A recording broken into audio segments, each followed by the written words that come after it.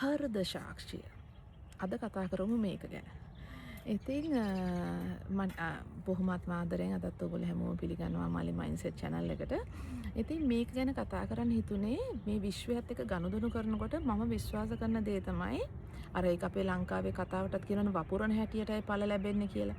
ඉතින් විශ්වය එහෙම තමයි දේවල් දෙන්නේ. අපි අපේ ඇඟ ඇතුලෙන් කරන දේවල් හිතන දේවල් අනුව තමයි ඒක අපේ ඉස්සරහට ඒක නිකන් මිරර් ඉෆෙක්ට් එකක් ඇත්තටම. ඒ කියන්නේ අපි හිතන දේ තමයි අපිට ජීවිතේට ලබා දෙන. අපි කරන දේ තමයි අපිට ලැබෙන. දැන් අපි මිනිස්සුයෙකුට දන් දෙනවා නම් අපිට නොඅඩුව දේවල් ජීවිතේට ලැබෙනවා. අපි මිනිස්සුන්ට අනුකම්පා කරනවා නම් අපිට අනිත් අයගේ අනුකම්පාව ආදරේ ලැබෙනවා. අර එක තැනකදී ජැක්සන් ඇන්තනි මහත්මයාත් කියනවනේ ආදරය කියන්නේ කැඩපතක්. කැඩපතට මම hina වුණොත් විතරයි කැඩපත මට hina වෙන්නේ කියලා. ඉතින් ඒක හරියටම හරි. හැබැයි ඒක ආදරයට විතරක් නෙවෙයි ජීවිතේ හැම දෙයකම ඒක එහෙම තමයි. අපි කරන දේ තමයි අපිට ජීවිතේට ලැබෙන්නේ. ඉතින් අපි කාට හරි මොනියම් මොදී කුහකකමක් කරනවා නම් වංචාවක් කරනවා නම් ඒ හැම තැනකදීම මතක තියාගන්න. ඔයාටත් ඒක අනිවාර්යෙන් එනවමයි ආපස්සට. අපි සමහරලාට හිතනවා නෑ කවුරුත් මේක දැක්කේ නෑනේ කිසි කෙනෙක් මේක දන්නේ නෑනේ. හැබැයි මතක තියාගන්න. විශ්වය සහ ඔයාගේ හෘද සාක්ෂිය නොදැන මේ ලෝකෙ කිසිම දෙයක් වෙන්නේ නෑ. ඔයාට මේ දෙවර්ගයට බොරු කරන්න බෑ. ඔයාගේ හෘද සාක්ෂියට සහ විශ්වයට. මේ දෙන්නම ඔයා ගැන ඉතාම හොඳින් දන්නවා. ඔය දෙකට බොරු කරලා ඔයාට දෙයක් කරන්න පුළුවන් වුණ දවසකට සමහරවිට ඔයාට වංචාවක් කරන්න පුළුවන් වෙයි. හැබැයි එහෙම නැතුව නම් මම හිතනවා ඔයාට එහෙම කරන්න බෑ මේ හෘද සාක්ෂියට හංගලා දෙයක් කරන්න. ඉතින් අපි හිතමු අපි කාට හරි වංචාවක් කරනවා කියලා. අපි හිතනවා කවුරුත් දැක්කේ නෑනේ අපි හොරකමක් කරන්න. කවුරුත් දැක්කේ නෑ, දන්නේ නෑනේ මම මේක හොරෙන් ගන්නවා. හැබැයි ඔයාගේ හිත දන්නවනේ. ඒ වගේම තමයි ස්වභාව ධර්මයත් ඒක දකිනවා.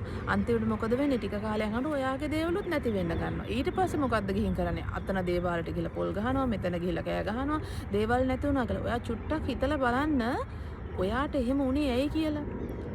එතකොට ඔයාගේ හෘද සාක්ෂිය වලට මතක් කරලා දේවි ඔයා පහුගිය දවසක මෙන්න මෙහෙම කාගේ හරි දෙයක් හොරෙන් ගත්ත නිසා තමයි අද ඔයාගේ දේවට නැති වුනේ කියලා. ඕක හැම තැනකදීම ජීවිතේ බලපානවා.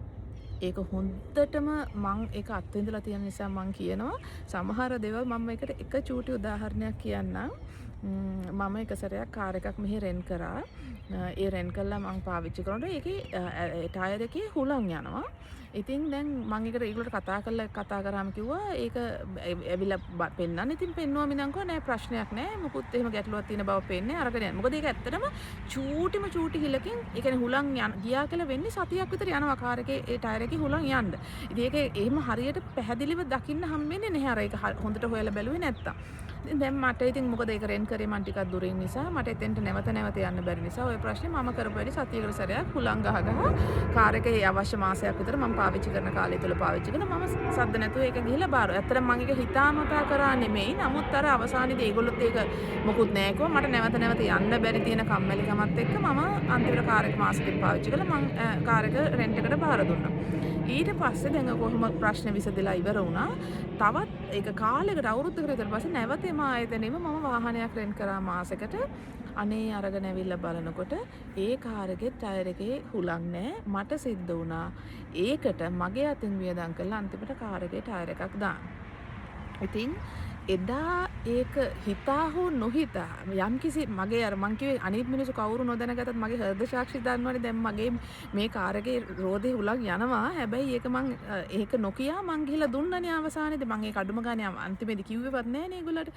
ඉතින් මොන දේ වුණත් මම එක කිව්වේ අපේ හෘද සාක්ෂියට බොරු කරන්න බෑ. අපි කාට බොරු කරත් කාට හැංගුවත්. ඉතින් මම දැන් කොච්චරවත් මගේ හිතේ යට තියෙනවා අර ගිල්ටි ෆීලිං එකක් මම මේ වැඩේ කරානේ.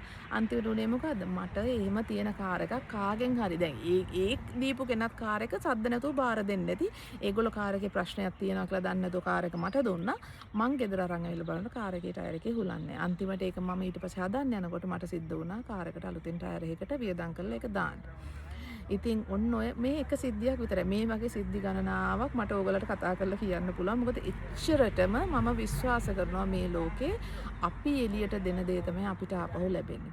ඒක නිසා හුඟක් පරිස්සම් වෙන්න විශේෂයෙන්ම ජීවිතේ අපි කාට හරි දුකක් දෙනවා නම් කාට හරි හිත රිදෙන දෙයක් කරනවා නම් ඒක කාටත් හොරෙන් කරත් ඔයාගේ හිත දන්නවනේ. එහෙම දේවල් කරන්න එපා. මොකද ඔයා දෙන වේගෙට වැඩිය 100,000 ගුණයක් වැඩි වෙලා තමයි ඔයාට එනකොට ඒක ආපහු වෙන්නේ. ඉතින් ඒක නිසා බොහොම පරිස්සමෙන් විශ්වයත් එක්ක ගනුදෙනු කරන්න. මොකද විශ්ව නීතිය ඉතාම සාධාරණයි අපි හැමෝටම. කිසිම කෙනෙක් විශ්වයේ ෆේවරේෂන්ස් නැහැ. ඉතින් ඒක නිසා ඔයා කරන වැරද්දට ඔයාට දඬුවම් මේ දේවල් සහ හොඳට හොඳ විදියටත් නරකට නරක විදියටත් විශ්වය ඉතාම හොඳට දේවල් ලබා දෙනවා. ඉතින් හරි පරිස්සමෙන් මේක ගැන අවබෝධයෙන් අවධානයෙන් ජීවත් වෙන්න කියලා ආරාධනා කරනවා. එහෙනම් අදට කතාව මෙච්චරයි. ආයෙ දවසක හම්බ වෙනකන් අපි ගිහින් එන්න.